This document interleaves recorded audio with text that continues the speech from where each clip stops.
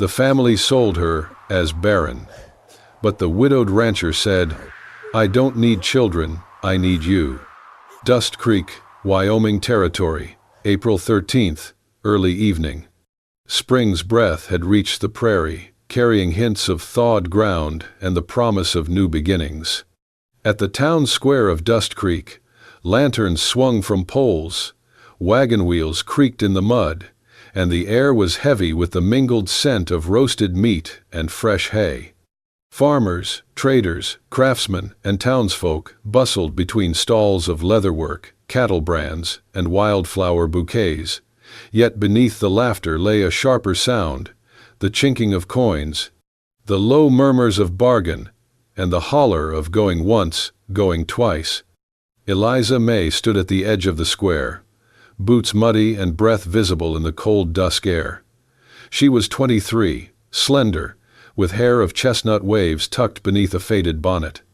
Her eyes were wide, hesitant. A patch of old guilt, or perhaps failure, settled in her brow. She'd been brought here by her father, Tom May, a once prosperous horse trader, now choked by debt. Behind her, her father cleared his throat, threw back his shoulders, and presented her like one might present a horse or a steer. He announced loud enough for all to hear, "Ladies and gentlemen, here we have a woman skilled in housekeeping, cooking, and needlework. She cannot bear children. But if you need someone who'll stand by your hearth, take a look." The words landed like a slap in Eliza's chest. Whispers rippled through the crowd. Men in dusty hats nudged one another. Women pulled children behind skirts. Cattle lowed. Her father continued, "Half the price of a steer, folks. No grand promises, but someone who knows how to keep the ranch running. Anyone willing to take her tonight?" Eliza swallowed. Her cheeks burned from shame, the spring wind doing nothing to cool the sting. She had exhausted every remedy, every prayer, every bitter draught offered by midwives. And because she could not give her husband a child, she'd been returned home on the very day the younger woman arrived at his door. Now she stood here, a commodity, a bargain. Tom May raised his hand, gesturing toward a rough plank table where he laid down a small leather pouch of coins. The watching crowd quieted. Then Garrett Cole stepped forward from the edge of the throng. He was broad-shouldered, strong-jawed, 35, with lines of grief etched in his weather-bronzed face. He was known in the county as a widower, wife and only son lost to fever several years ago, and someone who kept his distance from idle gossip. He reached into his coat and pulled out a worn canvas sack of coins, set it on the table. The crowd stirred. Garrett cleared his throat, and leaning slightly closer to Eliza, said in a low voice, "I don't need children. I need someone who knows how to stay." The coins clinked on the board. A hushed silence spread. Tom May's eyes flicked between Garrett and the bag, then he nodded curtly.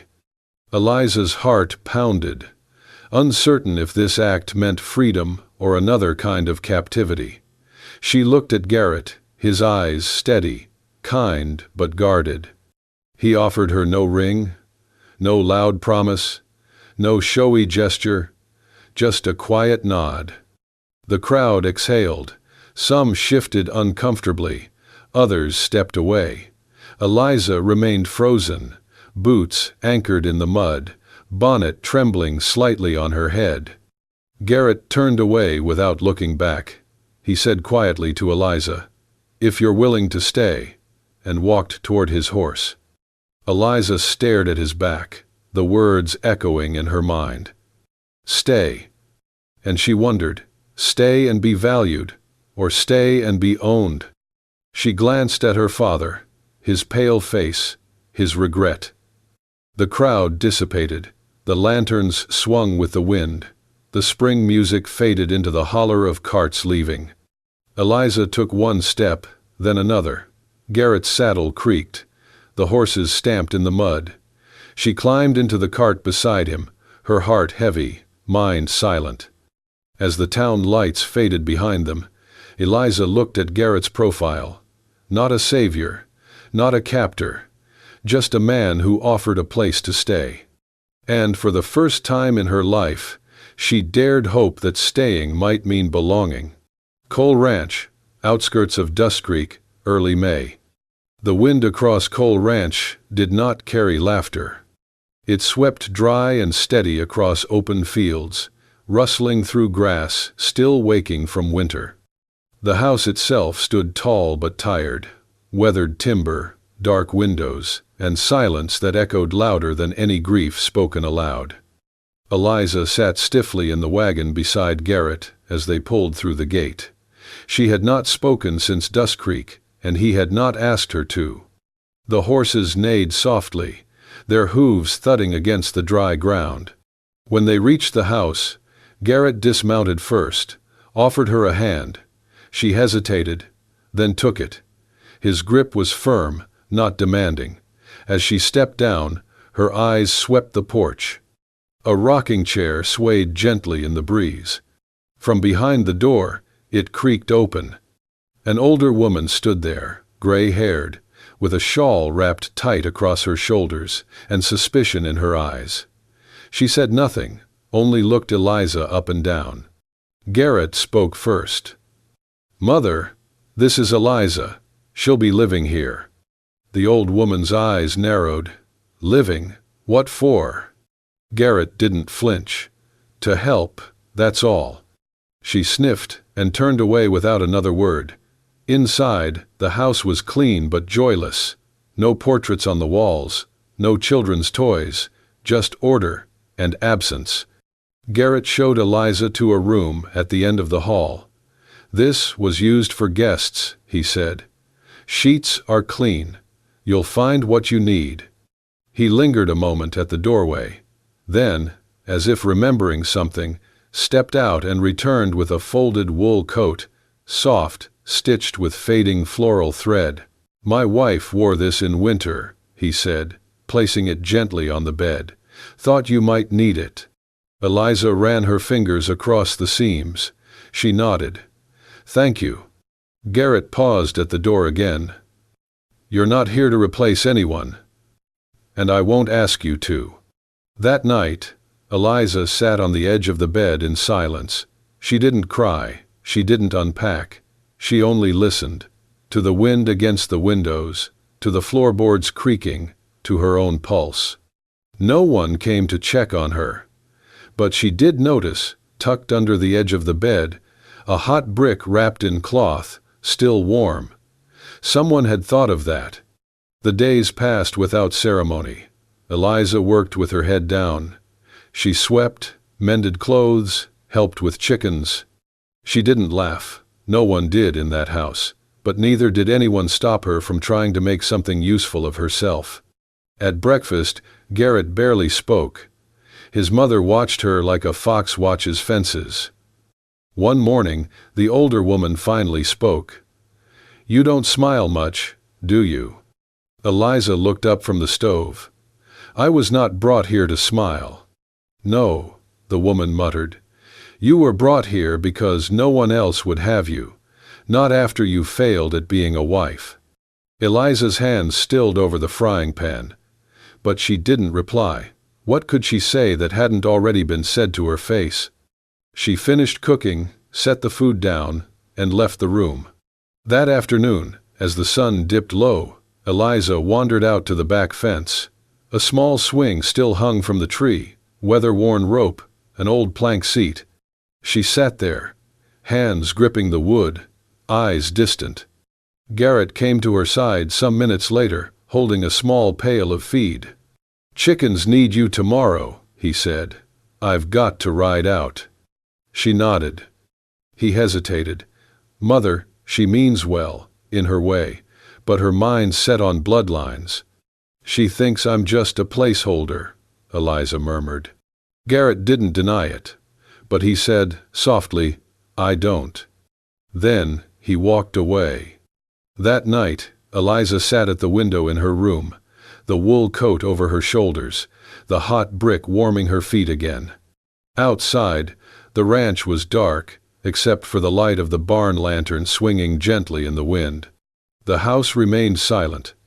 But silence, Eliza was starting to learn, was not always emptiness. Sometimes it simply waited for something to be said, or to be shared, when the heart was ready. And she was almost ready. By midsummer, the fields dried to gold, and the air thickened with the scent of hay. Days stretched long and slow. That was when Eliza began gathering the children. They weren't hers. Most had no one. Or worse, people who'd stopped caring. She taught them in the loft behind the barn, where dust caught sunlight and old saddles lined the walls. There were no desks, just crates and burlap cushions. But the children came, every morning like clockwork. Garrett never said a word about it. But one day, Eliza noticed the wagon tracks looping wider, reaching the edge of the Miller farm, where two barefoot brothers lived alone. They came the next day, cheeks smudged, eyes wide. No one asked who sent them. She taught them letters. Let them trace words in ash.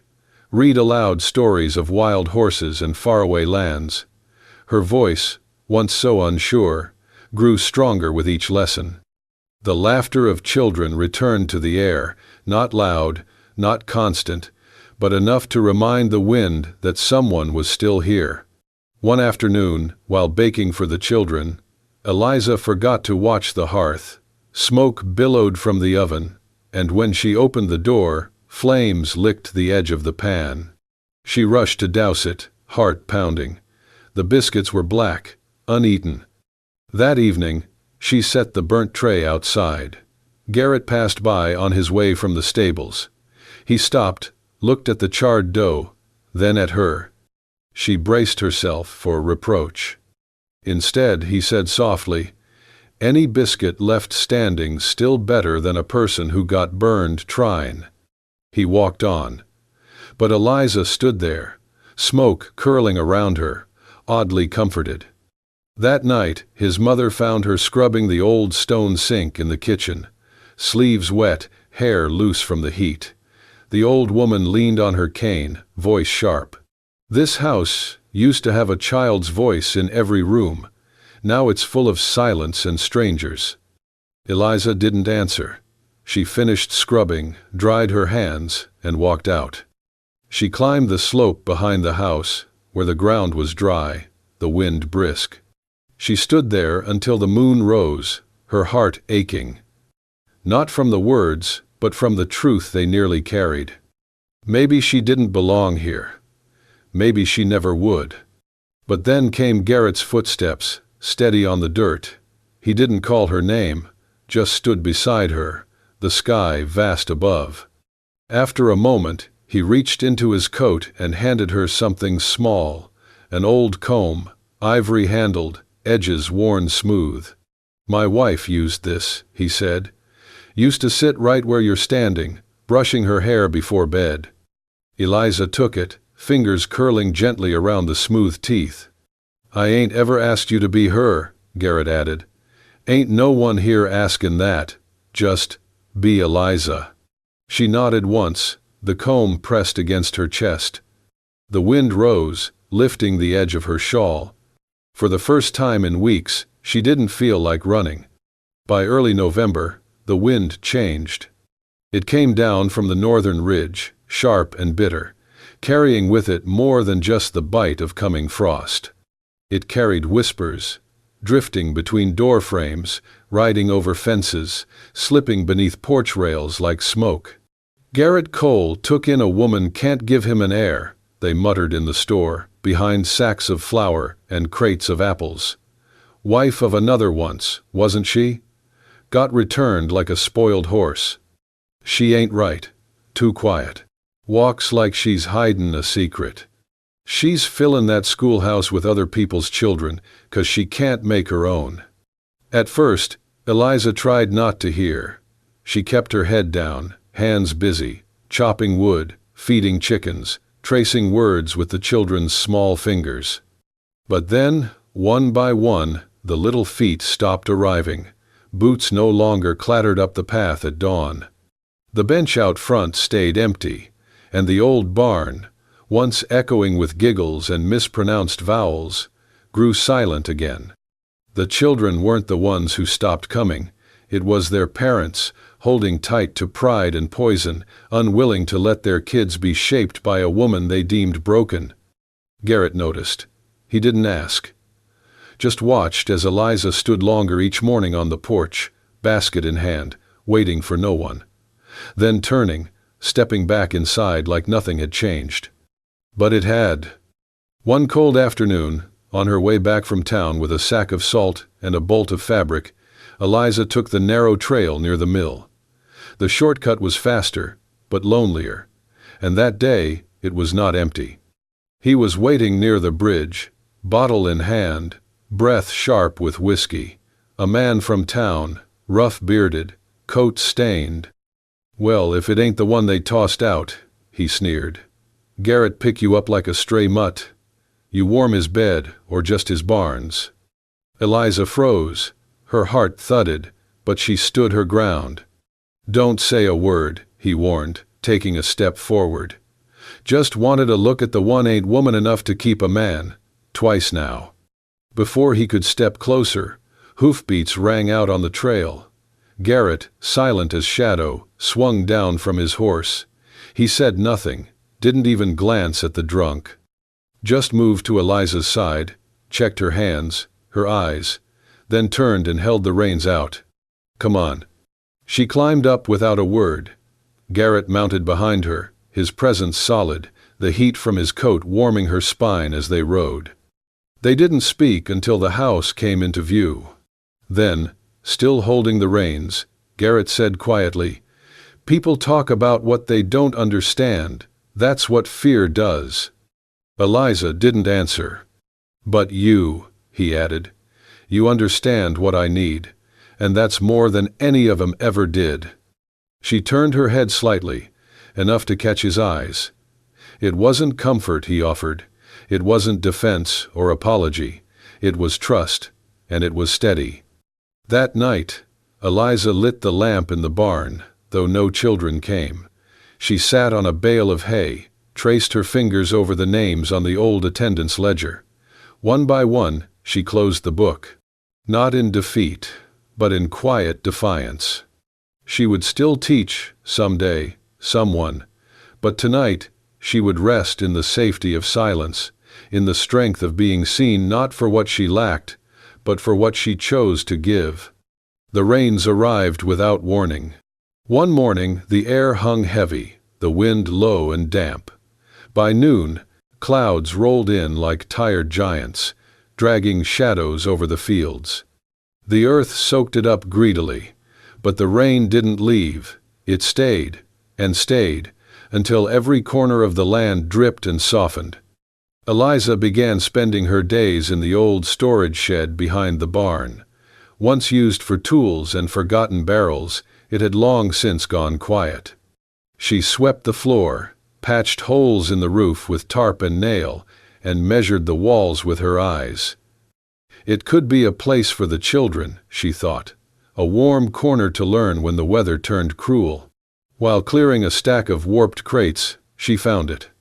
A wooden chest, stained dark with age, its brass latch rusted shut. The key had long since disappeared, but the hinges surrendered with a firm tug. Inside, the smell of cedar and thyme rose like a breath. And nestled among yellowed linens and brittle papers lay a single book, thick, leather-bound, with the name Cole etched across the cover in a hand long dead. It was the family ledger, the kind passed down through generations, holding not gold or secrets, but names written in ink and care. Births, deaths, marriages, joys, sorrows. Eliza flipped through it, page after page, tracing names she had never heard aloud. Garrett's ancestors, brothers, aunts, even stillborn infants marked with a cross. Near the back, she found Garrett's name. Next to it, his wife's, Martha Cole, married 1,800 and 79. One child, Thomas, born and died within the same winter, and beneath that, one final line, barely legible, awaiting a seed of life. But the words had been crossed out in ink, once, then again, as if to erase even the idea. Eliza stared at the page, her breath slow. The rain ticked gently against the tin roof above. She reached for a pen, her fingers trembling. She could write it, just her name, a small mark, a sign that she belonged to this place. But she hesitated, hovered, then closed the book. Not yet. That evening, the rain worsened. Garrett came in late from the field, soaked through. By nightfall, fever had taken hold. He lay still in bed, sweat clinging to his hair, breath ragged. Eliza sat beside him, wringing cloths, changing the water. She did not speak, did not cry. She simply stayed. Before dawn, she placed the family book on the small table near his bed, opened to that last page, the blank one, and set the pen beside it. She did not write her name. She waited. When Garrett stirred the next morning, weak and blinking at the soft light, the first thing he saw was the book. He reached for it slowly, his hand rough against the smooth leather. He read. Then, with the faintest trace of a smile, he picked up the pen and wrote a single line. Eliza, not born of blood, but chosen still. That evening, the storm broke. The sky turned pink with retreating clouds. Eliza came to the table, drying her hands on her apron, and stopped when she saw it. Garrett was already seated. In front of her place was a ceramic dish, old, delicate, one of the few heirlooms from his mother's side. It had not been used in years. He poured tea into it without a word, gestured for her to sit. She did. They didn't speak of the ledger, or the fever, or the words he'd written. But the dish between them said enough. She was not a placeholder, not a pity, not a woman kept from the rain. She was chosen. And in this quiet house, that meant more than any vow. The morning began like any other, light slipping in slow over the hills, dew clinging to the porch railings. The only difference was the sound of hooves. A rider approached, wrapped in oilcloth, carrying a satchel marked with the town seal. The mail came twice a month, sometimes with nothing but notices. But this was different. Garrett opened the envelope by the barn, reading in silence. From the house, Eliza watched as his eyes scanned the page, then lingered. His jaw tightened. He folded the paper carefully, slid it into his coat pocket, and went back to work without a word. Later, while folding laundry in the main room, Eliza found the paper resting on the table. Curiosity overcame her. She read it. Her heart skipped. Verification of land ownership required for property records update. Please confirm legal names of sole or joint proprietors. If married, indicate name of legal spouse. The line sat on the page like a stone. Garrett had never asked her to marry him. He had never spoken of vows, or papers, or rings. And Eliza had never questioned it, not out loud. Their days had found a rhythm, a quiet comfort. But the page made her wonder, where did she stand in the eyes of the world? That night, Garrett sat across from her at the dinner table. The paper lay between them. I do not need anyone's name on that land to know it's ours, he said softly. But if you want yours there, just write it. No courthouse needed, no preacher. Eliza stared at the blank line, the official seal, the space where her name could go, not as a tenant, not as a guest, but as something more. Her hand hovered above the page, pen trembling. Then, instead of signing beneath spouse, she wrote in the line marked co-owner. Eliza, by offer, not by blood. She pushed the paper back across the table. Garrett said nothing. But the next morning, the document was gone from the table. That afternoon, while preparing soup, Eliza noticed something new on the kitchen wall. Between the old calendar and the window hung a small wooden frame. Inside it, a copy of the form. The same document, now neatly pressed and displayed. The handwriting hers, the ink slightly smudged where her hand had lingered. Not a marriage license, not a declaration. But there, for all who entered to see, was a quiet truth. Garrett passed behind her, setting down a basket of firewood. He caught her looking. "I figured most folks frame a wedding picture," he said, voice low. "We'll frame the thing that gave us choice instead." Eliza smiled, not wide, but true. No veil, no altar. But this, somehow, felt more binding. They had chosen each other, and some choices spoke louder than bells. The afternoon sun cast long golden beams across the yard when the sound of wheels on gravel broke the stillness. A black carriage, unfamiliar and too polished for Dust Creek roads, slowed to a stop just beyond the gate. The metal rails of the gate glinted, and for a moment the horse's hooves sounded loud in the hush of late afternoon. Eliza was on the porch, shelling peas into a tin bowl. She sat on the weathered step, bonnet in her lap, fingers careful with the shells. The bowl caught stray sunlight, scattering pale green and mellow gold across her knees. She looked up, blinked once, then twice, her heart caught in her throat. The carriage was too fine. The man stepping out too deliberate. The man who emerged wore a coat that had never known dust. The cloth was heavy, dark, and tailored just so. His boots were freshly shined, the edges of his hat brim trimmed with silk ribbon. But beneath the fine clothes, the lines on his face told of age, regret, and many sleepless nights. He paused at the foot of the stairs, his gaze fixed on her.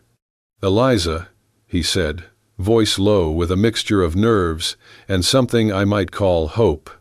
She set the tin bowl down, and the peas, unnoticed, rolled into the grass at her feet. She stood slowly.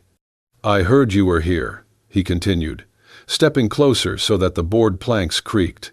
"With a rancher, teaching letters to farm children." He reached into his pocket and produced a small velvet pouch. He held it out to her, his fingers brushing the edge of the gift ever so lightly. "I brought this, for old times. A token, a peace offering." Eliza did not take it. Her eyes fixed on the pouch, then met his. "You're too late," she said softly. He startled then, his smile faltering. "I came to say I was wrong, about you, about everything. My wife, she passed last spring, and the doctor says I'll never have children of my own." His eyes searched hers for something, pity, forgiveness, maybe the old spark. "But I've come to understand, blood is not what makes a home." He paused as if choosing his next words carefully. "Eliza, come back, be my wife, we can start again, everything is still waiting for you." Inside the door of the house stood Garrett. He was watching, his posture still, hand resting lightly on the screen door frame. He made no move to intervene, but his eyes were calm and steady. Eliza faced the stranger squarely. She felt the breeze shift, the porch swinging between summer's memory and autumn's chill. "You know," she said, her voice steady despite the tremor in her chest, "I used to wait for someone to say those exact words."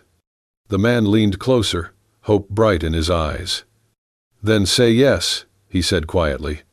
"But the man who said them," she continued after a slow breath, "he came too late." His face fell, the velvet pouch slipping from his fingers to the boards. Her words hung between them like dust in the light. Behind her, the screen door creaked. Garrett stepped out, dust still clinging to his sleeves, his boots heavy on the boards. He did not raise his voice. His presence itself was enough.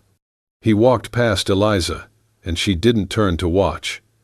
He halted next to her, placed one hand gently on her shoulder.